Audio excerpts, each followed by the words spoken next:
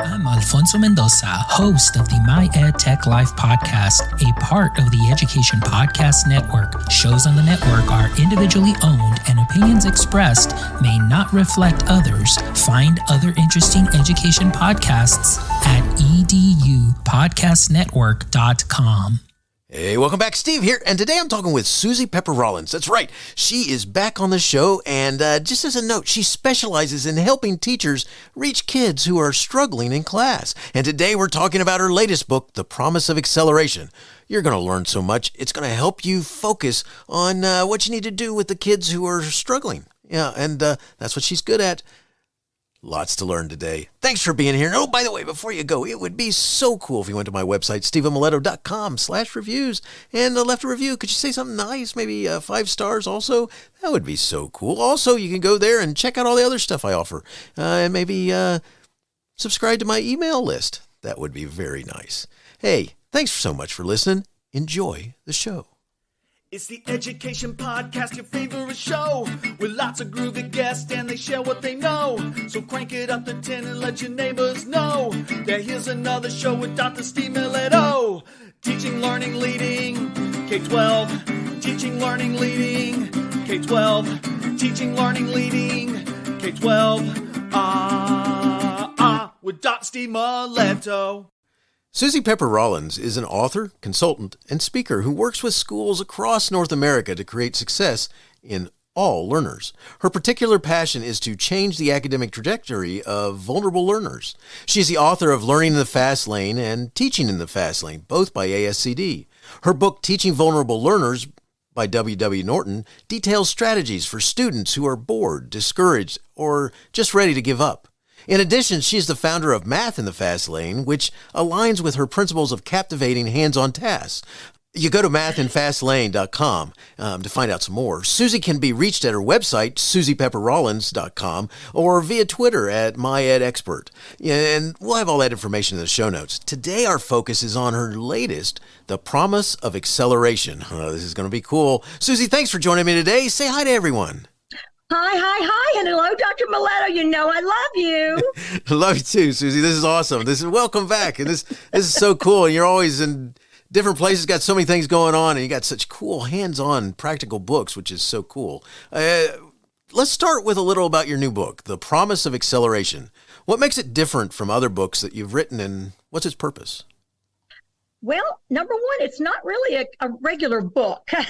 I'm trying something different. This is a workbook. It's a guidebook. You draw in it, you write in it. There are fun activities, so you can color in it if you feel up to it.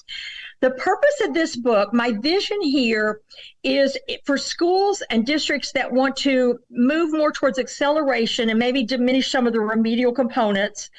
Then this is a guidebook. You read chapter 1, you got some ideas, let's do some planning. You read chapter 2, hey, that looks pretty good. Look, we can use that. Here's some planning. So it is a guide to plan. And my vision, my hope is by the time you finish this short workbook, you'll have a plan for your most academically vulnerable learners, these kids who may not even want to be getting on the bus right now. How can we change the trajectory of their lives? Because the promise of acceleration is we're not going to give up on you, okay? You're still our kids. And you may not have raised your hand this whole year right now, but we're going to change things up a little bit and change this academic trajectory. So it is a guidebook, a workbook, and it's only on Amazon. So if you go in and type in The Promise of Acceleration, all my books, you can type in Suzy Pepper Rollins, and all of them are very similar and they're very research-based. Next day, this is what we can do. This is how all that research looks in our classroom. I love it. And this is taking you to that next step, which I think is so cool because it's a workbook. You're getting practicality is becoming, it's totally it. So I think that's what's neat. Really, one of the things that's really neat about it. You know, the title of the book is The Promise of Acceleration. All right. So what's that promise? What's that mean? All right. So the promise of acceleration is, number one, just the nuts and bolts of this world. There are some really good test results that can come from this, right? This academic success, we can increase their academic achievement. In my first book, Learning in the Fast Lane, I outlined a handful of schools that I'd worked with on how they had changed. One of them was a high school that just switched to this approach. Now, when we talk about acceleration, you think of physics, or you think of driving a car, you're pumping it, you're hitting it, which I have had some difficulty with in the past on that acceleration and with some police departments across the country, but that's another story. But acceleration is different. We're going to actually get you prepared for class. We're going to try to avoid some of those interventions down the road and really get you where you can be successful in class. So the first part is, it's very promising when you look at the research. But furthermore, we're looking at the promise. I'm making a promise to you, my students, and we love you. And you know what? You've hit some speed bumps, and we haven't seen your hand up in a while. But we're going to try some new things and really reignite your motivation and enthusiasm for learning. Here's something that I've noticed, Dr. Mileto. I'm in lots of classrooms around the country. I taught middle and high. But when I'm in elementary, I don't even know how they do it, but I'll be in an elementary classroom and so many children want to participate.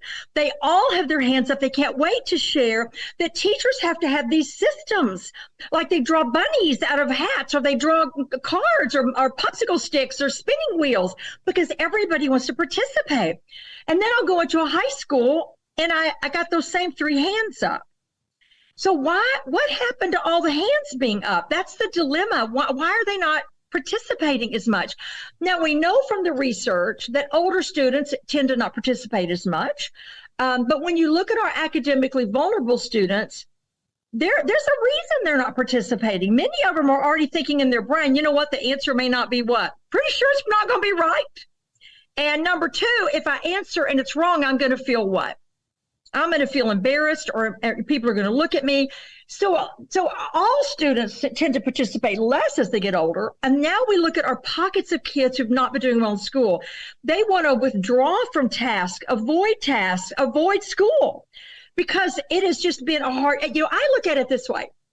Being an academically vulnerable learner can almost be like a grown-up who's in a job that they really are not doing well in, but every day the alarm clock goes off and I got to get on the bus and I got to get down there and the boss is hovering and nobody's talking to me. Nobody wants to eat lunch with me. And I hate going to my job. The difference is, as an adult, I can find a new career. They have to get on that bus. So I can't imagine the stress and how it feels to be. And I make the case when I'm working with teachers, and everybody nods with me, I think it takes courage to be an academically vulnerable learner and still show up. To cross that threshold. And Dr. Mileto, you and I have known each other for years when I was doing work with kids who hadn't passed certain tests, passed whatever classes. And in the summer, we would welcome them with open arms. I'm just so glad you're here. We've got to do something great today. So that's the promise. I made it a little too lengthy there, but the promise is we're not going to give up on you. This is going to work. And we're going to try something new today, right? With our kids who have not been doing very well in school. Oh, yeah, it's so powerful because sometimes, especially by the time they get into high school, it's so easy for them to just try and get the teacher to just give up on them by simply showing that they're not caring or not try. And then the teacher gives them possibly what they're thinking, which is they'll go away by just giving them an F or a 0 and leave them alone. But it's kind of cool that what you're talking about doesn't allow that to happen. Well, it's kind of why I never do like thumbs up as a formative assessment, because everybody's going to put the thumb up. That just means leave me alone. Or if I hold it, at an angle, I can't tell the parent they know 63% of that because their thumb was at an angle. So I don't do, assessments like that. So I'm looking at a way to get these kids sparked, because what you're talking about is what we often see, not a lot of times. I go in classrooms where everybody's doing great. That's not we see great teaching everywhere, but I'm inspired by the teaching I see every day. But for students who are not doing particularly well, that's an easy deal to make, where the teacher does all the work. Those handful of students raise their hands. I'm off the radar, so I can just sort of avoid this, right? So I'm going to do the opposite of that. And when we think about what works with academically vulnerable learners, sometimes it is kind of the opposite. So that's so right. So right. Good stuff. All right. So what is instruction typically like for students who've gotten behind? I mean, what really works for them? I mean, they get lost or left behind, not to kind of restate something from the past, but I mean, what's it usually, what really works for them? What's the world look like for them? Well, again, I'm in classrooms all the time and I see fantastic teaching, but I'm going to go to the research. And the research says that students who've been on this path, so think of a K-12 path. They enter our district in kindergarten, first grade, second grade, third grade. There are a lot of opportunities to get behind, okay? We know kindergarten, a lot's on their shoulders in kindergarten, right? And students who come in having been read to a lot and certain experiences tend to jump off to a really big start. Around third grade, we start a lot of testing. A lot of things happen around that year. Sixth and seventh grades, that's when math self-efficacy starts to drop. Ninth grade is the highest failure year. So it's a long journey and a lot of times where students can falter. And so what I'm advocating for is let's interject in a different way to turn this around.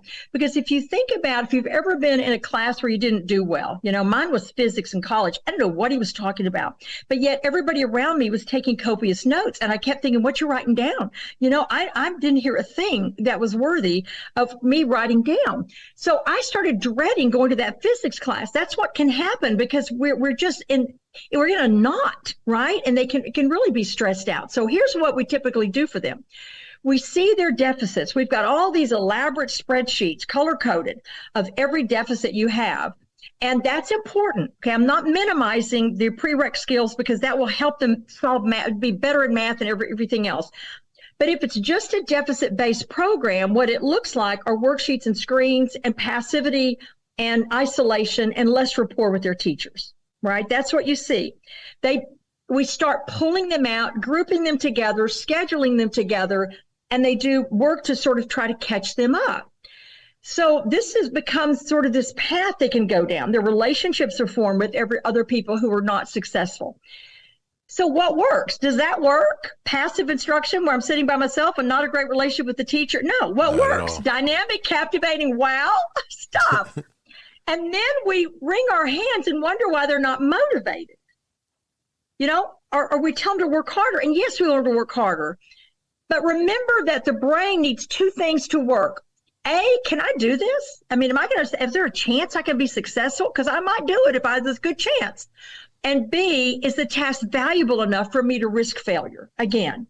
Because they're going on a limb with us over and over and over. And to be able to get them to go on that academic limb with us, to try to really work hard again, it has to be those things. Now, so that's kind of what I'm talking about is a different way to approach academic vulnerability, because that I don't know that path.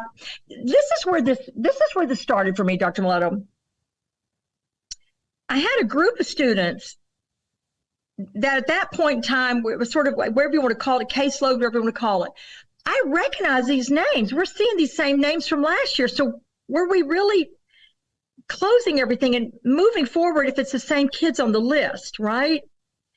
So I called their parents and I was going to try acceleration. I called their parents and I said, look, I'd like to try something new. Now, these were students who were failing multiple courses. And I said, I would like to get your child ahead. What are your thoughts? Ahead of everyone else. What are your thoughts? So what do you think parents said? Love it. Right. Yeah. They would let me probably it's a no-brainer, right? And raise them now. Yeah, I'll keep them at my house because they don't know what to do anymore. Right.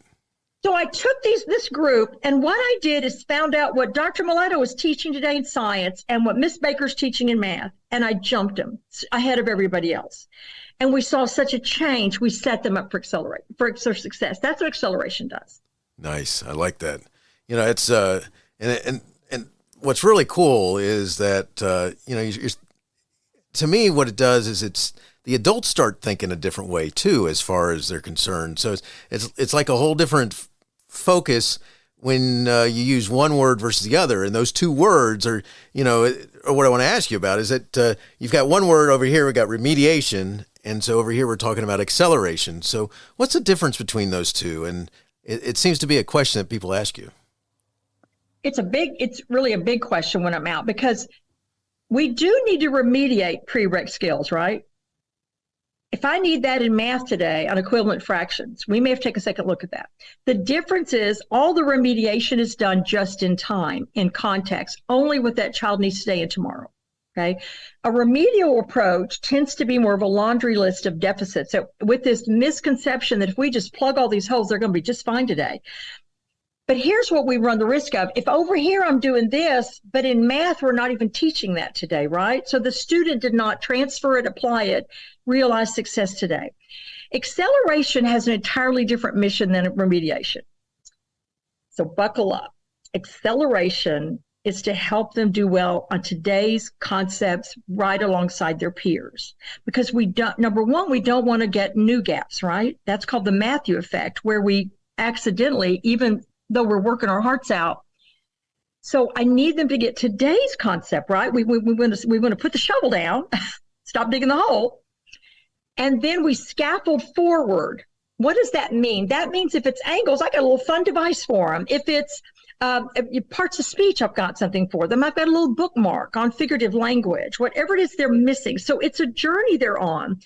So this process is we look at the learning targets and we say, all right, what would a child need to know to be successful today? That's the only thing we remediate today. But so my world, I try to talk about doing an 80-20, 80% forward. Let's get them ready for class on the new topic. The 20% is let's pick up the most urgent pieces. Now that sometimes that's not possible. If there are a lot of prereqs, we have to spend more time on that. But other learning targets have no prereq skills, right? Or missing pieces. A lot of acceleration is built on the research that we could fill this room on prior knowledge. The number one thing that helps someone learn is what? What I already know. That's how we build. That's how we learn. We attach. So what we're doing for these kids is giving them something on tide, starting slow, starting the Pythagorean theorem. And now they walk into Gen Ed, or what we call the state's Tier 1, but that's not what it's called in other places. And that student hears about Pythagorean theorem, but guess what? Miss Pepper just talked about that this morning. And I already know a little bit. And darn if those hands don't go up. They didn't even realize the hand went up. They didn't know it still worked. But they got their hands up in the air because guess what? I know that. And I feel pretty confident that the answer is going to be close to right. And that teacher's going to say what? Well done. That's awesome. It's the whole change in kind of attitude, the thought process, as opposed to, I can't do this. Couldn't do it before. And it's just going to be more of the same versus starting to see that I can do this and it won't be more of the same. And it's just a change in a little bit of the pronouns and the vocabulary and the different words that are used and how they're spoken with, also the impact that it has as they're learning. I will say that, and the subtitle of the book is a strength-based plan to propel academically vulnerable learners. And you are absolutely correct. It is a process, some great instructional strategies, but it's also a mindset shift that you can be successful today. And we're turning this corner with you. And here's the thing. We talk a lot about self-efficacy with students, particularly adolescents, and how they lose their academic confidence. But academic self-efficacy can only be gained from success. The only way we get stronger is from realizing, wow, so all the great stuff that we learn about social emotional, all that stuff is wonderful. But at the end of the day, they need to get a math problem right on a sticky note because they know they're behind, right? I can't just tell them you can do it all day. I need to get a math problem that's close to being right where I can commend that student and say, what? Oh, you know what? Oh my gosh, look at that. Would you look at that? And success is addictive. That tells the brain what? Oh, I'm so going to do this some more. Get there. Right? Yes. So I want to build their self-efficacy, but remember that self-efficacy comes from success. It is a cycle. And they have gotten students who keep raising their hands are in that cycle. We want all of them to be in that cycle. Nice. Right? Nice. Yes. We want they're over here in this other cycle. I'm going to change that cycle today. That's what acceleration can do. That is so powerful because that is, just a little bit of success. I mean, having had some of that myself where, you get, whether it's high school or college, those are two places where you experience a couple things. And, talking about a certain Calc 2 class that I'll remember very well and a chemistry class that, one of those things where you start going, all of it starts sounding like, stuff that you don't really get or anything like that. And somebody sits down with you and says, but look here, all right, look what you're doing. Right here is where you stopped doing it right. So let's look at what you did wrong. And then suddenly your brain starts going, oh, if I would have just paid a little more attention right there, I was almost there. And I think that's what happens with a lot of kids is they don't get that opportunity to encourage themselves actually, because no, it's wrong. I did it wrong, But if they get a chance to see that they are actually on the right path, that let's see what we can do to get you, push you and keep going, because you're going in the right direction. So I love this. One of the things that you talk about is how acceleration changes the academic trajectory of vulnerable learners. Can you talk a little bit about that? Well, I mean, I think I've kind of already mentioned that along the way, that if you sometimes want to do trainings, I put on the wall K1, 2, 3, just all the way to 12th grade. Think about every day, for 7 hours a day, we're going to miss some things. Yes. I mean, I'm going to miss some things. And just because the state or whatever said that you need to understand place value right now, doesn't mean that's sunk in today. So this is, what's interesting about acceleration is it works for every child. When I was struggling in physics, if someone had pulled me aside and said, Suzy, let me just show you a quick video about force. Let me give you a formula that you're going to need. I would have done better that day. Parents instinctively know this when it's Little League time. They get their gloves out and get out in the yard. Before the season even starts, we instinctively know I want to get my child what? Get him some practice. Get him out there, right? Get him out there, yeah. Right. So I mean, I think that's what that can we're gonna change this. We're gonna change this cycle of wherever we are, futility or whatever you want to call it, and get them over in this cycle of this success loop. I want to get them in the success loop.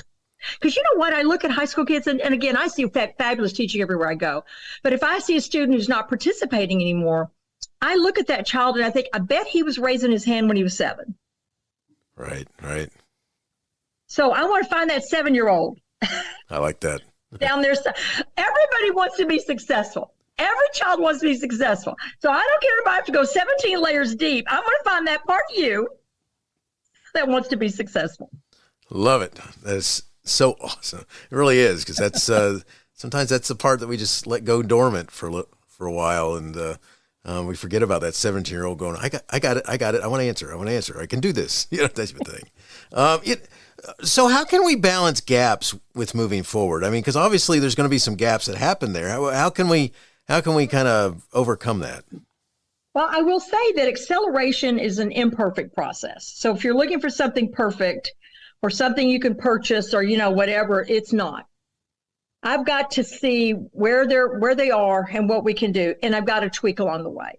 I will say, it's always forward moving. But there are times that if students have a test that day and that's all they can think past, I'm going to help them on that. Right. So when I plan with teachers, we create our unit maps, and then we step back and say, what would you really need to know to be able to be good at slope? And that's the only thing we worry about today. So I think it's a tactical, laser-like focus, because when we see students with a lot of deficits, particularly as they get older, just because they've studied so much, right? There's a tendency to feel we're a little overwhelmed by all their deficits. So I think the best advice I could give is get laser focus on that learning target for Tuesday and Wednesday. They only need equivalent fractions. Let's only tackle that. Now, places that really do beautifully well on acceleration, it's a heavily collaborative piece between Tier 1 or Gen Ed and the accelerator, okay? So I've got to know, I don't need their whole lesson plans, but I just need to know on Wednesday, you're going to be teaching this. What are the critical vocabulary and what are maybe 2 prereq skills? Not all of them have prereq skills. And then I'm going to get them started. We typically don't want to be more than 2 days out. I find that the programs that work best are like that morning in a 0 period, or the afternoon before. We don't want to go too long, between me introducing it to you and the other gen ed teacher introducing it.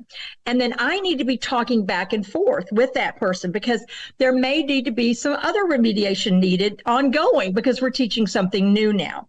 So this is a process that's they're heavily connected, this relationship between Tier 1 or gen ed and our accelerator. And you mentioned the name of it. It's important. They know they're behind. I don't need to attach a label of remedial or whatever to them. They know they're behind. Their parents are they're behind. I know they're behind. That is not helpful. Okay. And I was doing a program, went by, and on the marquee, it said remedial. I said, no, they're 17. We're going to know.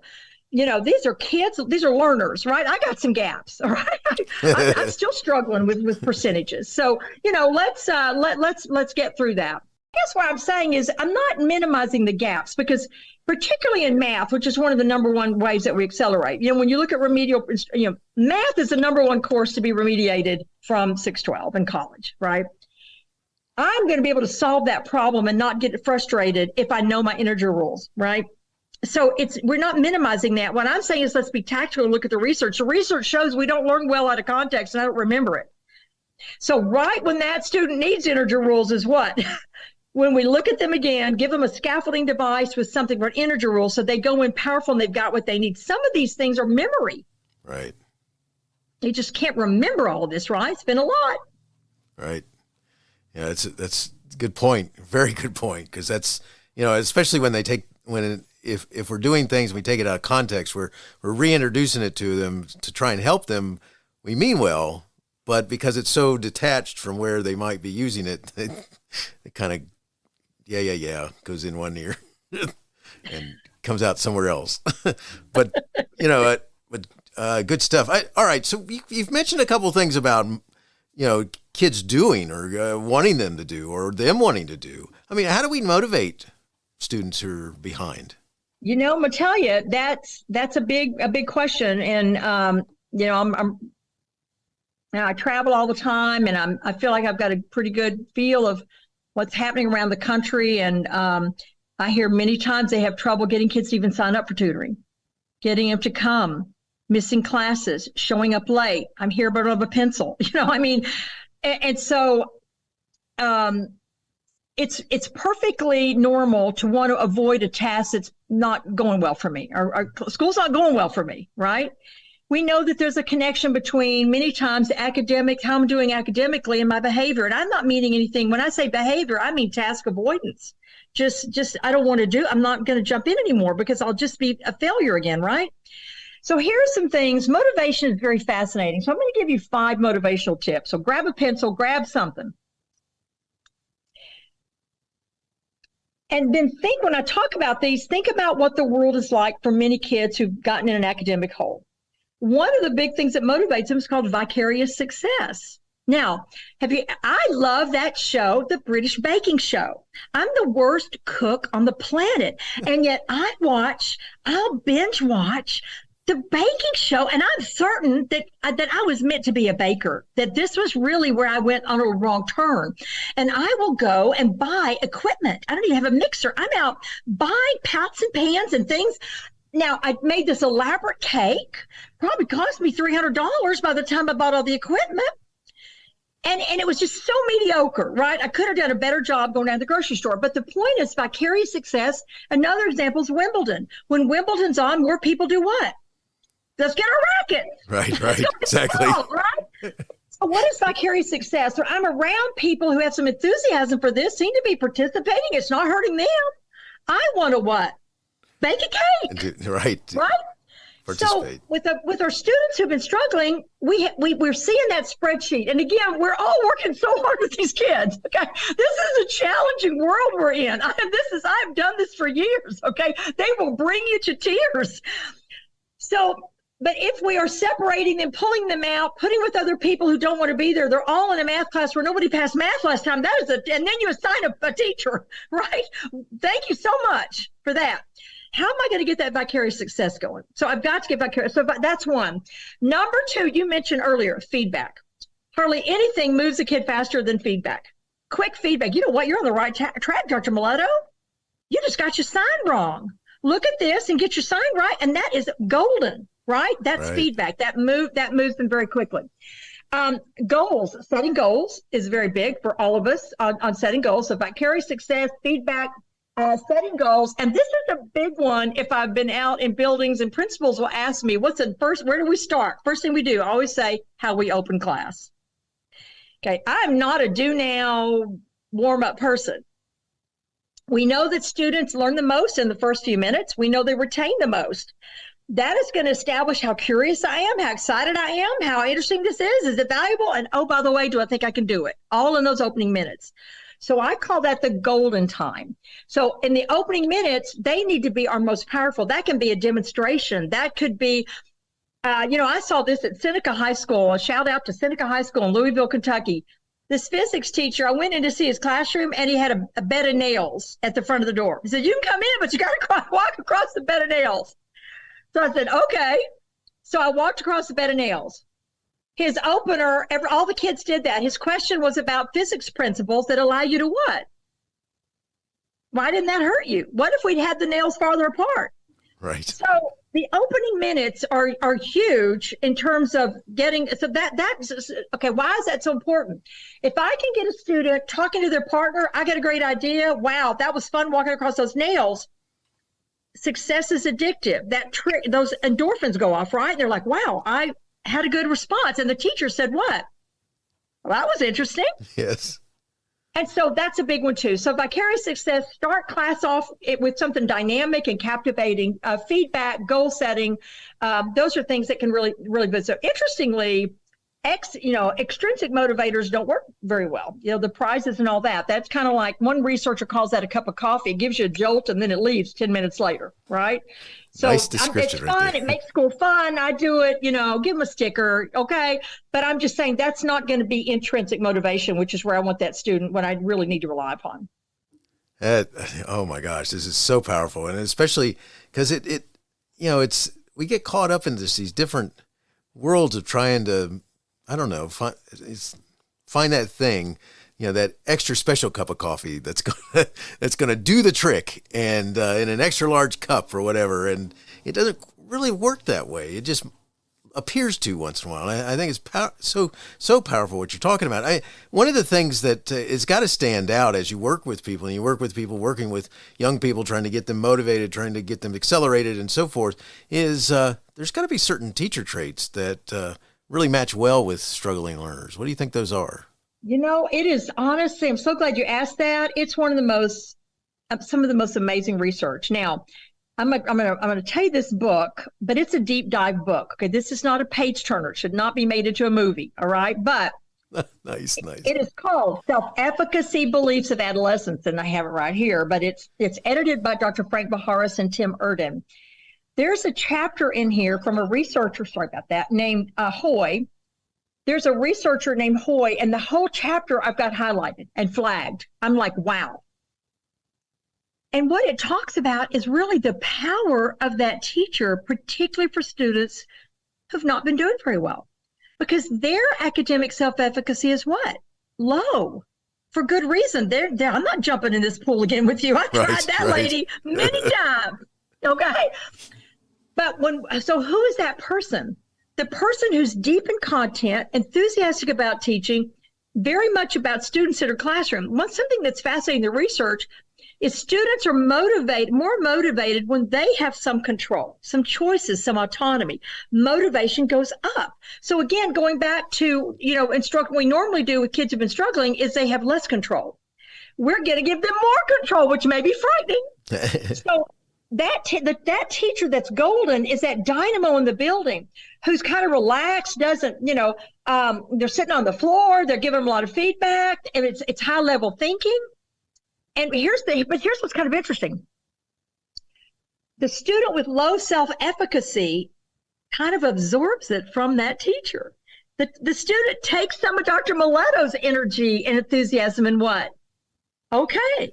Right. But guess what's even more, what's even bigger than that is if I'm grouped with some kids who are doing that, because they're more like me. So A, I get it from my teacher. B, I also get it from my team that they're jumping in and doing this, right? Nice. So that is about And that book helped open my eyes in terms of that big question I'm asking is, why aren't they raising their hands anymore as they get older? What happened, right? And that book went a long way with me as they're on this journey and they've had bump after bump after bump. They're more and more reluctant to what? Participate and join us. And I want all of them to be, jumping in and doing this, because, obviously we built those schools for them. Right.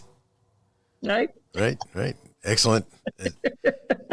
So how do you get started? I mean, what's like scheduling how do you make this happen? Well, the workbook, which is the workbook I tried to lay out where it's step 1, 2, 3, 4, 5. Right. So I'm first going to look at my kids, right? Because acceleration will help everyone. It'll help the gifted kids. So who do I think, which groups of my kids? So that's going to be individual to your school. Sometimes it's a pocket of kids. Sometimes maybe we have an initiative like math or reading, right? So who could really benefit? Number 2 is time. I only had 25 minutes in the morning to accelerate math. I had 25 minutes in the afternoon for science. And they got a snack in the middle of that too. So I didn't have much time, but I have found that I can really do that. A 0 period works where everyone goes somewhere in the morning for 25 minutes. So those math kids get to see their math teacher and get ready for the day. There's a journal article out there from Montreal. I worked up there a lot, and they did a beautiful, beautiful job. And they wrote a whole journal article about it. And this principal had this great idea. This was elementary reading. She did a lunch and learn. And she had a teacher come in at lunch and they got ready for this reading and they were amazed. Their acceleration program expanded into what else would you like to be accelerated in? Nice. You can do a double dose. If you're middle and high, we're kind of familiar with that double dose, a math support, whatever you want to call it. So however you can carve out the time. There was one elementary school I worked in one day and they could not carve out time. You know what they did again? I wouldn't have thought of this. At the end of the day, when the buses were coming and the kids were worn out, they had like 12 minutes. They got them together on the carpets and they did what? Did something great for tomorrow for math. So they just accelerated everyone, Excellent. Right? Yes. So that's the big thing is so when are we going to do it? Who's going to teach them? Who are our kids? And then how am I going to communicate? Here's the last big piece. How am I going to communicate with gen ed? With the biology teacher, the algebra teacher, whatever we're accelerating.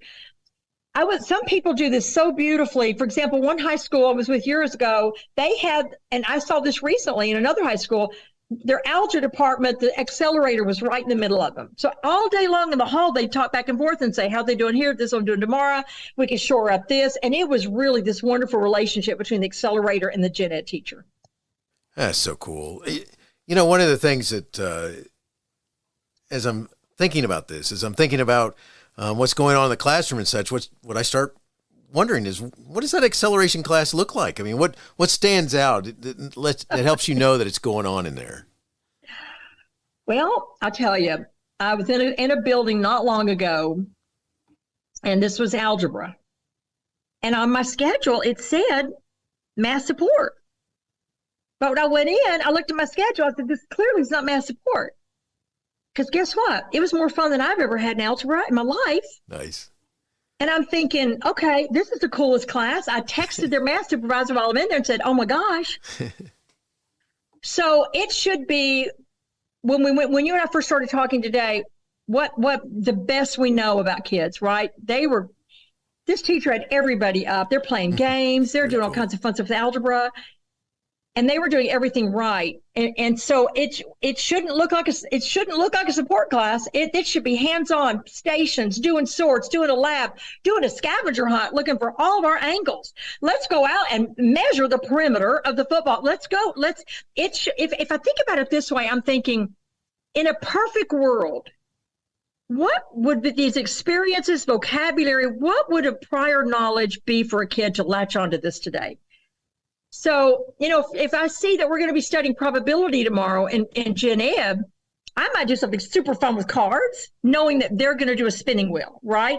So in that world, I'm going to get them started on probability and the one prereq they need. And now they go into Gen Ed, and the Gen Ed teacher says, what? We're going to be talking about probability. Well, those 4 students have already what? Have some prior knowledge. And a little sticky note. on a prereq skill for probability. We are setting them up for success is what we're going to do. We're putting a tier in front of what? Gen Ed. Right. So that we don't need as much what on the other side. And that's what we're trying to do with acceleration. Very cool. Very cool. This is, it's such a skill to want to do, because you're just generating the power of, it's kind of like jump starting the engine. You used to have to, with a clutch, you had to, if it didn't want to start, you kind of get yourself on a hill and you start going and you pop the clutch and all of a sudden the motor's going, away you go. And for those of you who don't know what I'm talking about, yeah. Okay. So, well, I will close on this painful story. I had a standard transmission with a clutch, and there was a little hill in our town. I was a new driver, and I was at a stop sign on a hill, and I didn't want to risk it being an academically vulnerable driver. And I just waved everybody on. I was probably there a half hour until I had the courage to just floor that thing and get up that hill. So there you go. Nice. I love it. I needed some scaffolding. I needed something. Exactly. And that's, what's funny about driving a clutch car is that's exactly usually what happens, because either you got somebody yelling at you, which doesn't help, so you pop the clutch even more, or, if I learned to drive a clutch in the Army, and so there it just didn't matter. You just kept, and eventually you learned how to do it right by doing it wrong. And, but it's, it really kind of fits well with this, Anyway, good stuff. Suzy, we're closing out now. If someone wanted to learn more or contact you, where would you send them? Well, I have a very original website name, SuzyPepperRollins.com. I mean, everybody wanted it, but I said, no, I'm going to grab that. Nice. If you're on Twitter, I'm on Twitter every day. It's @MyEdExpert. I don't post a lot. If I'm in buildings, I particularly post things I think they're super cool on there. So you can always find me there. Again, the book is only on Amazon, The Promise of Acceleration. My others are there too. And my whole world pretty much are finding ways to help kids who have gotten, I'm going to go back to that car thing stalled. They've gotten stalled, right? Nice, and we need to help them with, I'm going to stop because I don't need more about cars. But anyway, happy to hear from people. On Twitter, if you're at MyEdExpert, I'd love to hear your successes. If you're accelerating and you had some cool things happen today, let me know on Twitter, and I'll share that with everybody on how great it's working for you. It's a different approach for an age-old issue of kids who've gotten behind in school, and it happens for many reasons. And we're gonna just start today and give them a fresh start, and they got a brand new start today, and it's gonna be a great day in school. That is so awesome. I love it. Suzy, thanks so much for talking with me. It was wonderful learning about The Promise of Acceleration. Timely book. Awesome to have it out there, and glad that you're going around talking to everybody about it. Wishing you success in everything you do. Well, it was a pleasure to talk to you. It's always wonderful. Hey, you have been listening to Teaching, Learning, Leading K-12, a podcast to help you help kids achieve their dreams. Teaching, Learning, Leading K-12 is a member of the Education Podcast Network. Podcasts for educators, podcasts by educators. Teaching, Learning, Leading K-12 is a member of the podcast network based in Canada called Voice Ed Radio. Voice Ed Radio, your voice is right here. The opinions expressed on Teaching, Learning, Leading K-12 are those of the guests and host. Teaching, Learning, Leading K-12 is intended to share ideas, advice, and suggestions. Teaching, Learning, Leading K-12 is produced for educational purposes. Hey, thanks for listening. It would be awesome if you visited my website at stephenmiletto.com and connected with me, left a review, and listened to more episodes. And by the way, you could also share it with your friends, with your family, and your colleagues. Thanks so much. You're awesome.